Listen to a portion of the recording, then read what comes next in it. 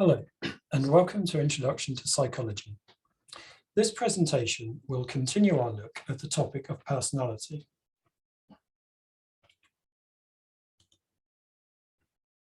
Having already looked at the trait and psychodynamic approaches to personality, we can now look at the humanistic approach.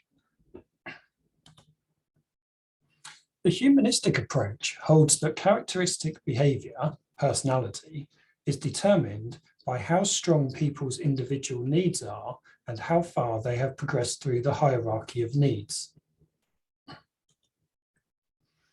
As you will recall from the Motivation 1 presentation, the hierarchy of needs is a categorization of the requirements for optimal physical and mental health arranged in order of importance. That is, it is a ranking system of all the things that people require in order to ensure their physical and mental health. The humanistic approach holds that characteristic behavior, personality, is determined by how strong people's individual needs are and how far they have progressed through the hierarchy of needs.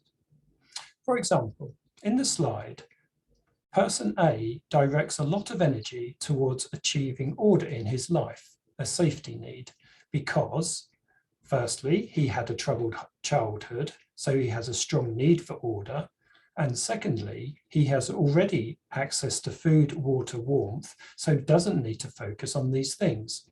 Thus, his typical behavior is marked by efforts to achieve order.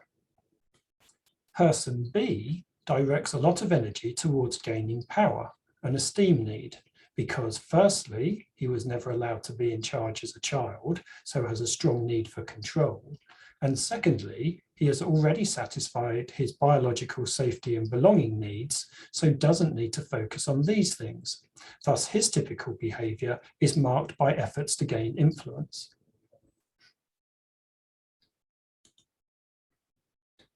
A fourth approach to personality is the behaviorist approach. The behaviorist approach holds that characteristic behavior is determined by conditioning. That is, behavior is shaped either by classical or operant conditioning. With classical conditioning, people learn responses to previously neutral stimuli. For example, a person might automatically wince when she hears a dentist drill because she has learned to associate it with pain. With operant conditioning, people are more likely to repeat behaviors that are rewarded and less likely to repeat behaviors that are punished. For example, a person might spend a lot of time cleaning and tidying because they have been praised for doing so in the past, or spend little time reading because they have been mocked for doing so in the past. In claiming that behavior is entirely determined by either classical or operant conditioning, the approach holds that there is no such thing as free will. That is, we are unable to choose behavior.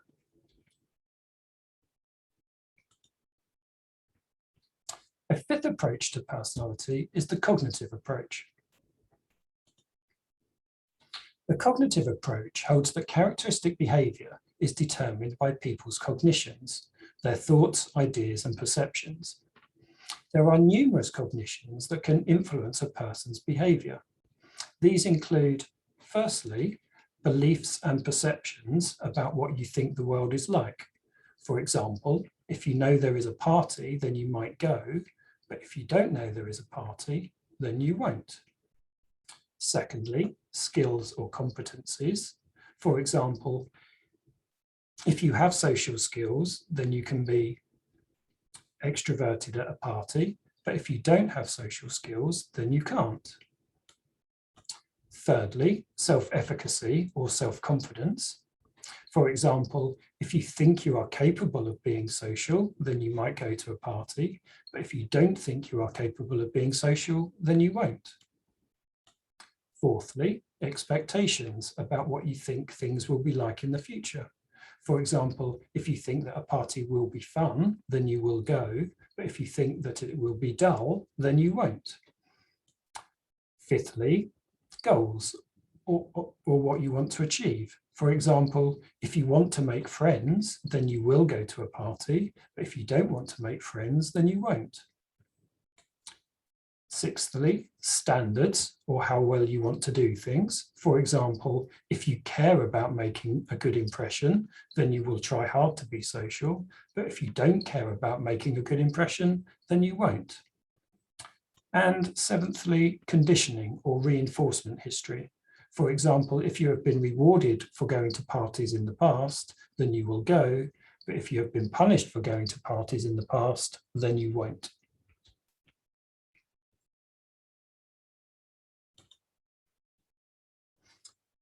The last approach to personality to be covered in this presentation is the social cognitive approach. The social cognitive approach holds that characteristic behavior arises from an interaction between a person and his or her social environment. It is called the social cognitive approach because it recognizes that behavior is partially influenced by a person's thoughts, their cognitions, and partly influenced by their social surroundings.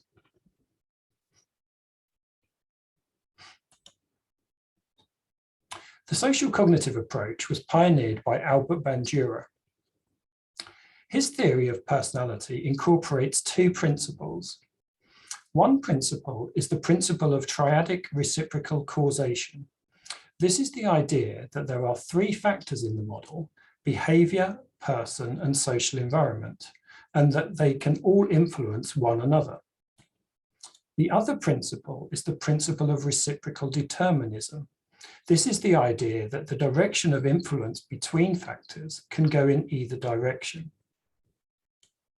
To illustrate these principles, it can be seen that behaviors can influence personal facets. For example, going to the gym makes a person stronger. Or personal facets can influence behavior. For example, believing that health is important makes a person go to the gym. Similarly, personal facets can influence the environment. For example, being observant makes a person notice a gym, or the environment can influence personal facets. For example, being surrounded by very fit people in a gym makes a person believe that they are out of shape. Finally, the environment can influence behavior. For example, a person can only swim if they have access to water, or behavior can influence environment. For example, going to a gym gives a person access to a swimming pool.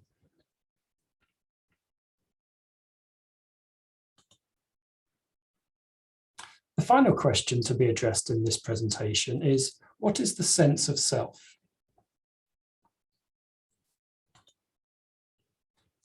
The sense of self is the ability to think about one's existence as an individual. That is, it is self-awareness.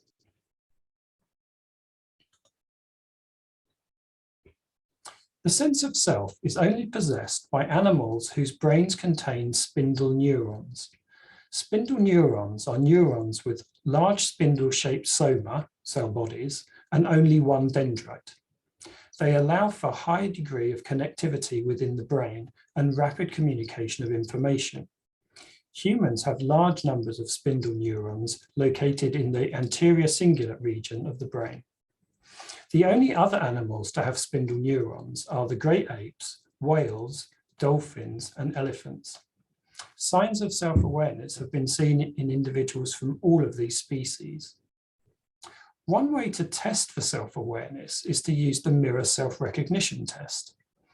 The mirror self-recognition test involves applying a mark, such as a spot of paint, to an individual's face while they are unconscious, and then giving them access to a mirror when they wake up. If the individual then tries to touch the mark on their face, then this is taken as evidence that the individual perceives the reflected image as being themselves, rather than another person. Humans typically pass the test at the age of about 18 months. It should be noted that magpies have also passed the mirror self-recognition test. Spindle neurons have not been found in magpies, but their brains are very dense and highly interconnected.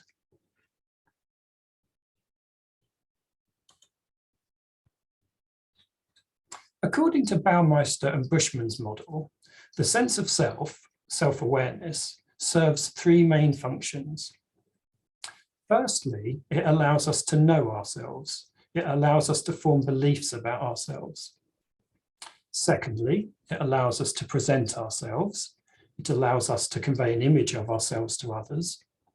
And thirdly, it allows us to control ourselves. It allows us to regulate our actions.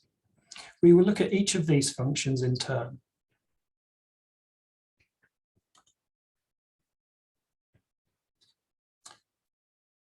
Firstly, the sense of self allows us to know ourselves. The full set of beliefs that one has about oneself is known as the self-concept.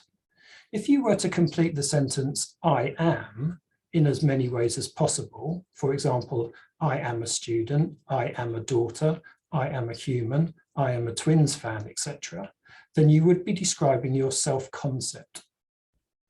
These descriptions can include things like 1, physical characteristics, for example, I am blonde or I am tall.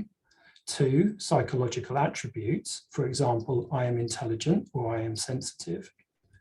3, social roles, for example, I am a friend or I am a father, which constitutes one's social identity. And 4, group memberships, for example, I am American or I am a Cubs fan.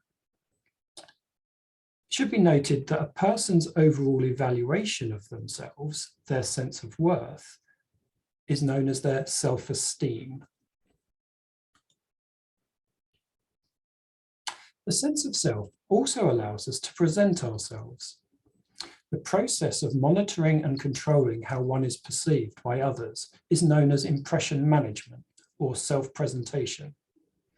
That is, being aware of how one is viewed by others and attempting to present a desired image of ourselves to others.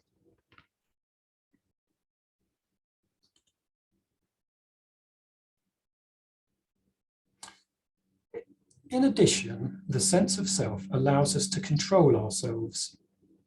The agent self is the component of the sense of self that allows us to regulate our responses, our behaviors, thoughts, and emotions, etc. That is, to exert self-control.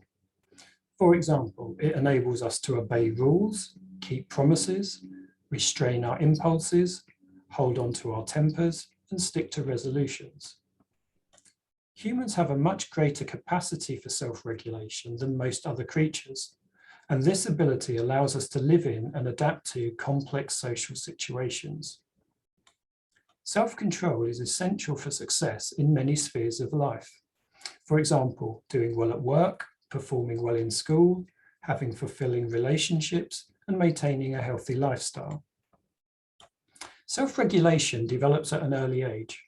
During the first year of life, infants learn to suck their thumbs in order to soothe themselves, and before the age of 2, they learn to distract themselves in order to reduce anxiety. In his seminal marshmallow experiments, Walter Mischel found that children who had high levels of self-control, those that could stop themselves eating 1 marshmallow immediately in order to get a reward of 2 marshmallows later, went on to be much more successful in life than children with low levels of self-control. Self-regulation or self-control predicts success and failure in many areas of life. People who are poor at self-control may be afflicted with drug, alcohol, or gambling problems.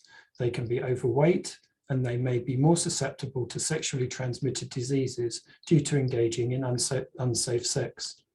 In contrast, people who are good at self-control are likely to be successful in work, successful in school, successful in relationships, and successful in many other important spheres of life.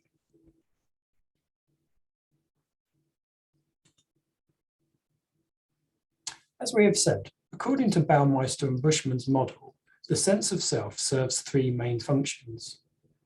Their theory holds that each of the 3 functions can overlap with one another. For example, if a man considers himself to be unfit, self-knowledge, he might begin working out, self-control, in order to look good in front of others, self-presentation.